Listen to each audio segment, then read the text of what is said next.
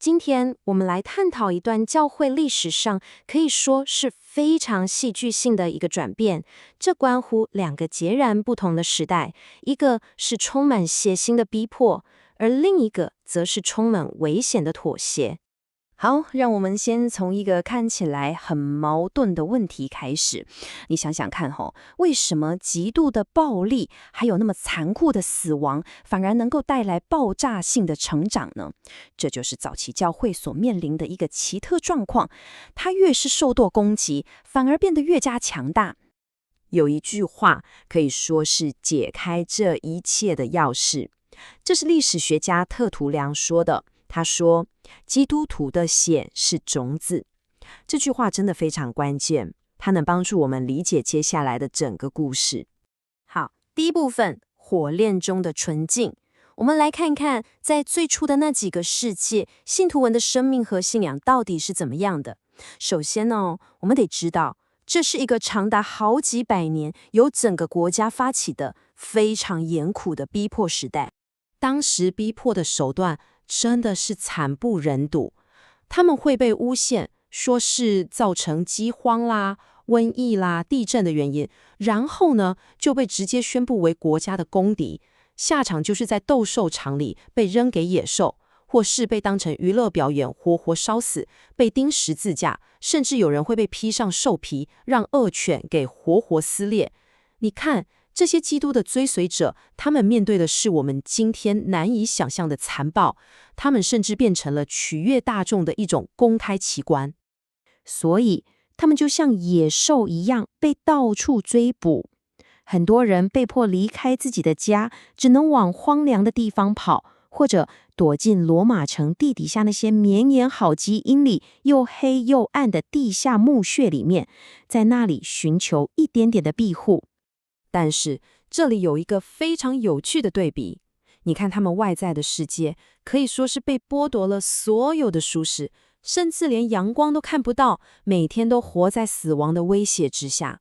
可是他们的内心世界呢，却充满了信心和忍耐的话语，在苦难中满有盼望。他们甚至觉得能为基督受苦本身就是一种喜乐。这种肉体上的囚禁跟心灵上的自由形成了一个非常非常强烈的对比。所以你以为他们会很绝望吗？恰恰相反，有记载说，人们甚至能听到凯旋的歌声从那熊熊的烈焰中升起。很多人是带着喜乐走向死亡的。为什么？因为他们对将来的奖赏有绝对的信心，而且他们也从过去那些先知的榜样中得到了巨大的激励。好，我们看到了直接的暴力失败了，它不但没办法摧毁教会，说实话反而还净化了教会，让信徒的信仰更加纯粹。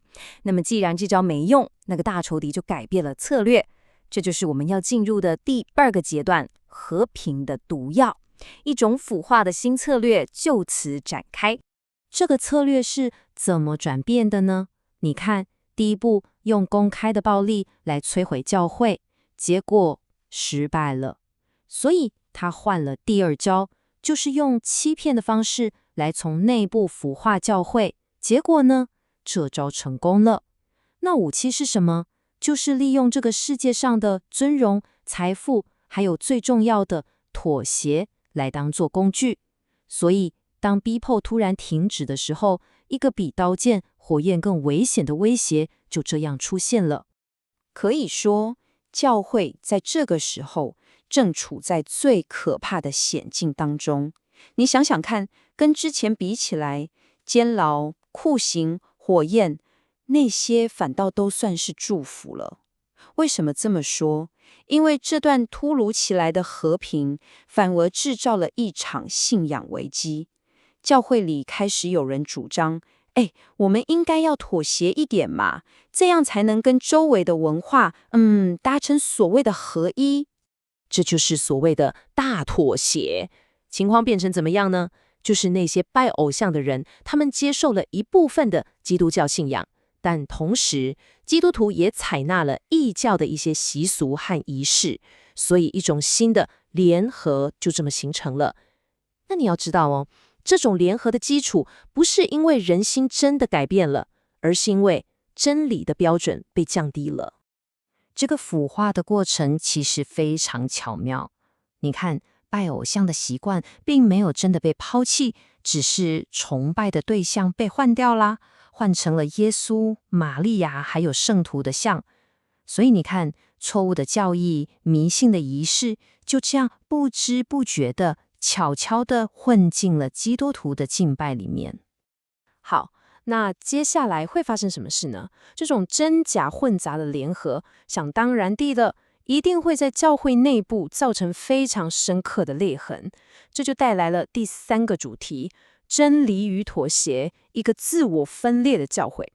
教会里很明显的分成了2类基督徒，一边是中信者，他们的标准是圣经，而且唯独圣经，他们只忠于上帝，目标是维持信仰的纯洁。那另一边呢，就是妥协者，他们的标准变成了那些错误的教义和仪式，他们忠于的是一个已经被腐化的基督教，他们的目标是想办法获得在这个世界上的影响力。于是2个完全不同的群体就这样出现了。接下来发生的事，可以说是一个非常可怕的大逆转。那些从真道上背道的人，他们反而变成了反对真实信仰最有效的一群人。他们跟那些半信半疑的异教徒联合起来，回过头去逼迫那些仍然忠于上帝的信徒。所以，宗教自由的教义反而被贴上了异端的标签，倡导这些的人都被大家憎恨，被驱逐。这真的是最讽刺的一点。这群忠心的少数人，他们现在面对的逼迫，竟然不再是从外面的世界来的，而是来自他们以前的弟兄。好，讲了这么多历史，这跟我们今天有什么关系呢？其实关系非常大。这段历史的模式，给我们今天这个时代提出了一个非常迫切也非常深刻的问题。这就是我们的第4部分，对今日的警告，也就是历史的回响。这个问题就是，为什么在今天世界上很多地方逼迫好像大致上都停止了？你想想，使徒保罗以前说过，所有立志要过敬虔生活的人都将会遭受逼迫。那为什么我们现在好像很少看到这种情况了呢？这里提出的答案真的会让人有点不寒而栗。他说，唯一的原因就是因为教会已经顺应了这个世界的标准，所以他就不再会激起任何反对了。换句话说，逼迫的消失可能不是因为世界变好了，变包容了，而是因为教会跟世界已经没什么两样了。我们可以从这个图表看到独特性的衰退。你看早期教会，它的纯洁度非常高，但同时它受到的反对声浪也一样高。那再看看现代教会呢，纯洁度变低了，而反对的声音也跟着变低了。所以说，今天很多流行的宗教为什么能得到大众的好感？很可能就是因为他对圣经里那些伟大的真理已经漠不关心了，也缺乏了那种真正的会挑战世界的敬虔。这背后的含义其实说得非常清楚。如果有一天教会真的恢复了早期那种信心和能力，那结果会是什么？结果就是逼迫的风气会重新被燃起。最后，这段历史给我们留下了一个非常有挑战性的思考。这句话是这么说的：如果合一只能透过牺牲真理和公义来换取，那么就让分裂发生吧，即使引起战争也在所不惜。这句话告诉我们，为了追求表面的和平而牺牲掉真理，这个代价实在是太高太高了。